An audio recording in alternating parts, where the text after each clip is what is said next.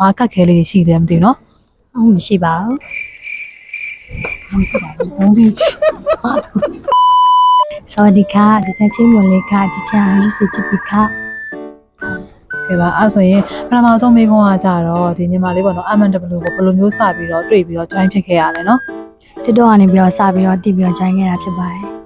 ဒီ MNW ကနေပြီးတော့လုပ်ပေးရပေါ့နော်မဟုတ်အစားကနေအစားလဲဆုံးအစီအစဉ်ပေးတဲ့ဝန်ဆောင်မှုတွေပေါ်မှာရောညီမလေးကဘယ်လိုမျိုးခံစားရလဲမသိဘူးနော်ဝန်ဆောင်မှုနေနေဆိုရင် ။ဆောင်မှုကကောင်းပါတယ်ရှင်။စင်ပြပါတယ်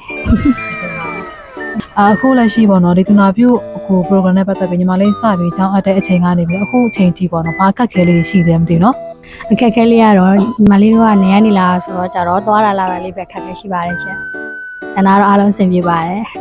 ဟုတ်ကဲ့ညီမလေးအနေနဲ့ဆိုရင်ပေါ့နော်ဒီဘိုးဘွားဆောက်ရှောက်တဲ့ program ကိုအဓိကကိုယ့်ကိုလုပ်နိုင်မယ်လို့ယုံကြည်ချက်ရှိလား ။ဟုတ်ကဲ့ရှင်။လုံနိုင်မယ်လို့ယုံကြည်ချက်ရှိပါတယ်ရှင်။အရင်ကလည်းတွေ့ကြုံနေအများကြီးရှိတဲ့အတွက်လုံနိုင်မယ်လို့ယုံကြည်ပါတယ်ရှင်။ Okay. ဟုတ်ကဲ့ပါ